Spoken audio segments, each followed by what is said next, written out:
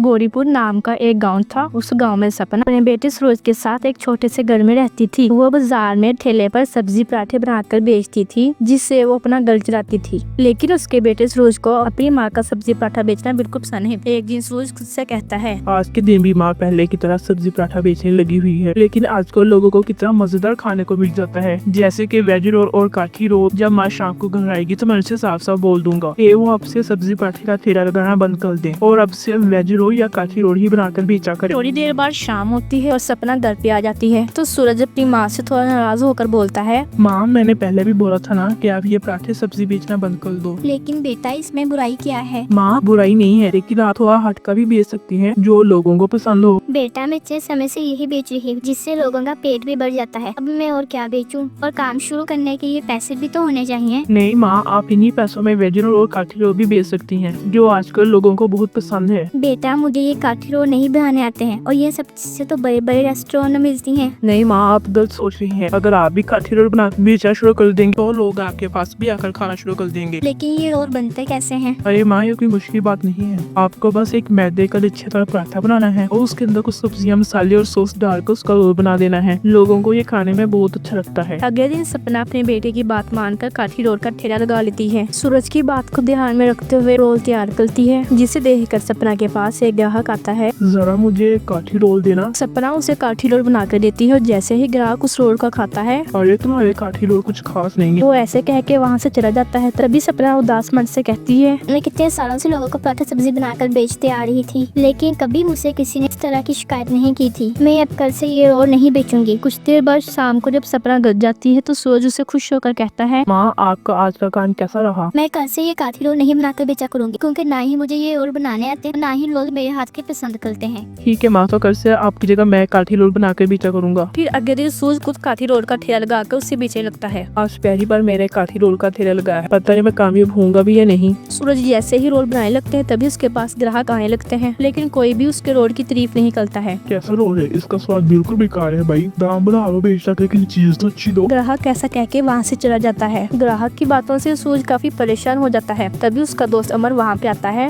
अरे वाह सूरज, तुमने भी काठी रोल बेचना शुरू कर दिया? हाँ अमन, लेकिन मेरे बनाए हुए रोल किसी को पसंद नहीं आ रहे। अच्छा, तो इसलिए तुम इतने परेशान हो। लाओ एक रोल मेरे लिए बना दो, मैं तुम्हें बताता हूँ तुम्हारे रोल में क्या कमी है। उसके कहने पर सूरज एक काठी रोल बना देता है, जिसे खाकर अमन कहता है, तुम्हारे रोल में बस छोटी छोटी कमियां हैं। कैसी कमियां हैं मुझे बताओ। पहले तो तुम इस पराठे को कुरकुरा करके सेका करो और इसके अंदर हरी सब्जियां और सॉस दोनों डाला करो। इस रोल में बनने वाली सब्जियों को अच्छी तरह काटा करो और तुम साथ में अलग अलग तरह के रोल भी बनाया करो, जैसे पनीर काठी रोल, मशरूम काठी रोल। जब किसी को पनीर काठी रोल चाहिए तो उसके अंदर पनीर की फीलिंग अच्छे से भर दो, और जब किसी को मशरूम काठी रोल चाहिए तो उसकी फीलिंग भर दो। ये अब आने वाले को दिखेगा कि तुम्हारे पास 2-3 तरह के रोल है, तो तुम्हारा सामान और ज्यादा बिकेगा। और अगर कोई क्रीम डालने को बोलेगा तो तुम उसके अंदर क्रीम भी डाल सकते हो। अब तुम मेरे लिए एक और काठी रोल बनाओगे, वो भी मेरी सारी बातों को ध्यान में रखते हुए। अगली बार सूरज अमन की सारी बातों को ध्यान में रखते हुए काठी रोल बनाता है और इस बार उसका बनाया हुआ रोल बहुत मजेदार बनता है। फिर जैसे ही अमन उस रोल को खाता है, तुम्हारा ये काठी रोल मुझे बहुत पसंद आया, और जब तुम इस तरह रोज काठी रोल बनाओगे तो तुम बहुत अच्छा काठी रोल बनाना सीख जाओगे। देखना तुम्हारी भी अपनी काठी रोल की दुकान होगी। अमन अपनी बातों से सूरज को हिम्मत देता है और सूरज अपनी पूरी मेहनत से काठी रोल बनाना शुरू कर देता है। ऐसे कुछ दिन गुजर जाते हैं और उसकी माँ उससे पूछने लगती है, क्या बात है सूरज, तुम्हारे बनाए हुए रोल तो बहुत बिकने लगे हैं। हाँ माँ, पहले तो मेरे बनाए हुए काठी रोल लोगों को पसंद ही नहीं आ रहे थे। फिर अम्मा ने मुझे काठी रोल बनाने का सही तरीका बताया। उसके बाद मैंने कई अलग अलग के काठी रोल बनाकर बेचना शुरू कर दिया और अब मेरे पास बहुत सारे ग्राहक आते हैं और उन्हीं में काठी रोल का स्वाद भी बहुत पसंद आता है। बस माँ, अब मैं बहुत जल्दी अपनी काठी रोल की दुकान खोल लूंगा। अरे तुम तो बहुत दूर की सोच रहे हो, इतनी जल्दी ये सब कैसे होगा? माँ चिंता मत कीजिए, मैं सब कर लूंगा, बस आप मुझे मेहर करने दीजिए। फिर एक दिन उसकी माँ खुद से कहती है, सूरज कितनी मेहनत कर रहा है अपने काम को बड़ा करने के लिए, और जब वो इतनी मेहनत कर रहा है तो कहीं ना कहीं मुझे भी उसकी मदद करनी चाहिए। जब हम दोनों मिलकर मेहनत करेंगे तो काम और ज्यादा अच्छा होगा। ये सोचकर सपना सूरज के ठेले पर जाती है।